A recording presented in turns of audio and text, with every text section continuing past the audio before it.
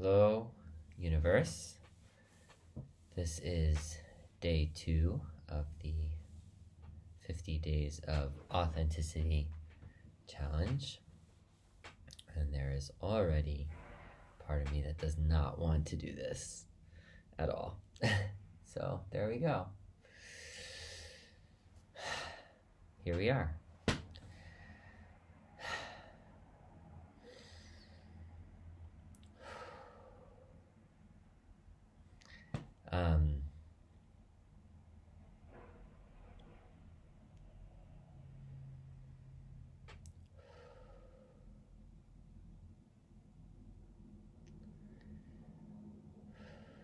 A million things come to mind, and as I said in day 1, the intention is not to speak from the mind. The intention is to speak from my heart. My heart is like, what the heck? Reminds me of listening to Stephen Colbert. Apparently he gets nervous, at least as of an interview he did last year. Every time he goes on stage, he still feels a little nervous, and he does this. He wakes himself up. He gets really into the present moment before he goes on stage. And it was really special to hear that. Talk about someone who, at least from the outside, seems to live quite authentically and is himself. At least, the humor part that he developed so naturally from a very tragic childhood. If you know his family story, family members who died in a plane crash when he was young. And that gets me to speak about a psychological topic that is certainly feels so deeply true to me, and it really touches on authenticity. Because there was also a comment yesterday on Facebook from Amy that sparked this as well. This idea that,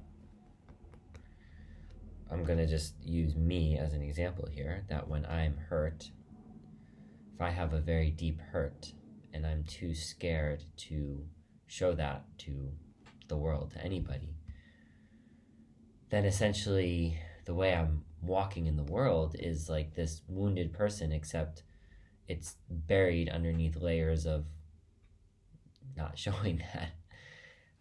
The term that was used in a biography of Carl Jung I read that I really love, called Jung and the Story of Our Time, was encapsulation. And now I'm pretty sure that's an archaic, now old term. I really don't know what the term is. If you know the term, I would love to hear it, to learn it again, whatever the more modern term is for this. But basically this idea of walking around in the world, and I would imagine, safe to say, unless one is perfectly enlightened and centered and one with the divine in the moment, that all of us have this to some extent. But I can only speak for myself that feels extremely true to me. And this really speaks to authenticity, because the comment that came from Amy was, well, Jamie, you've always been very authentic. To which the Jamie now says, no.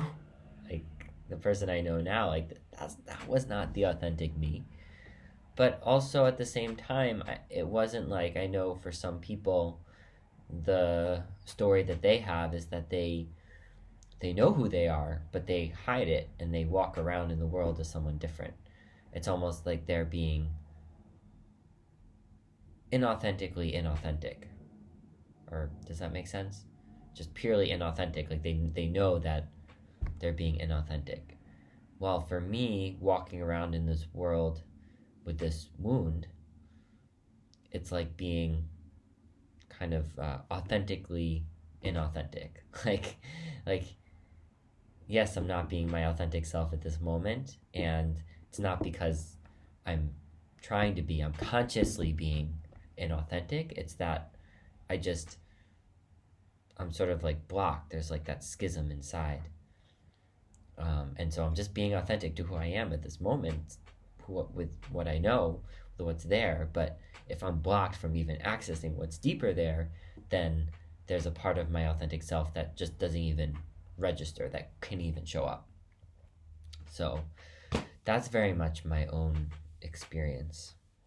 And that's very honest and hopefully helpful if it relates for you, if it resonates, if it hits. All right. The other thing coming up super strongly this morning, and by the way, it's still dark here.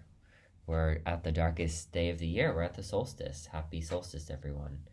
Yet before I talk about fear, which is where I want to go next, just to note the specialness of this time, we have solstice. 2 days later, we have a new moon, a new month in the lunar calendar, Jewish calendar, and we also have Christmas 2 days after that. And then before all this and wrapping up after all this is Hanukkah. So it just feels like a very rich time in the calendar. And it's beautiful to be with that time, to make the time sacred. So just putting that out there. And it's the darkest time of the year. It's a time of being in the darkness and being with the fear. And certainly for me, tapping into these deeper places that I was just talking about, all of a sudden the fears are, ooh, there they are. Wow.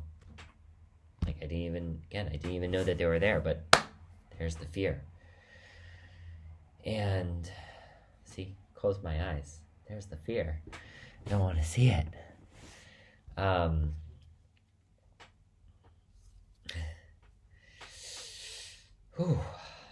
And I want to share that, and I'll put a link to it in the video description and in the notes for today, that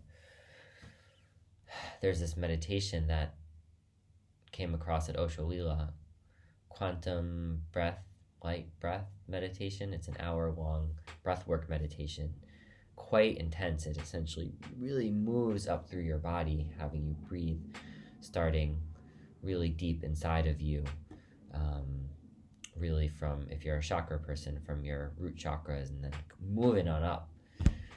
And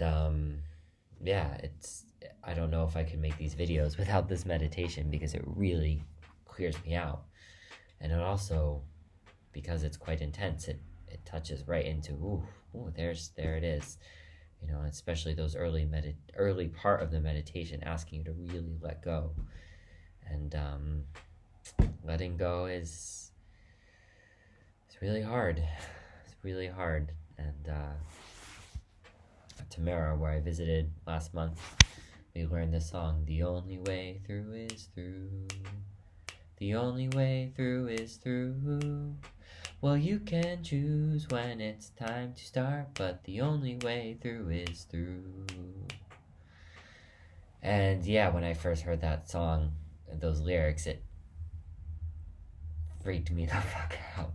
Because in this last 6 months, I've really touched into that fear, and how I want to be really careful with my words here, how incredibly challenging it is to let go.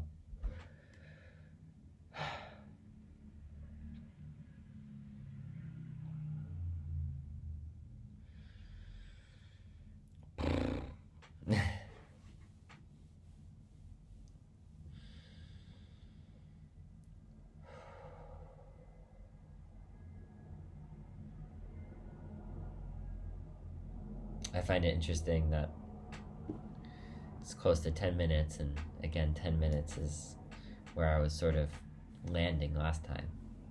So maybe that's about the thing for these videos. Just see if my heart wants to share anything else today. Definitely there was the fear, the encapsulation, this time of year, authenticity. No, that's basically it. So thank you again for listening, for watching, for being here, for your support, and for your love.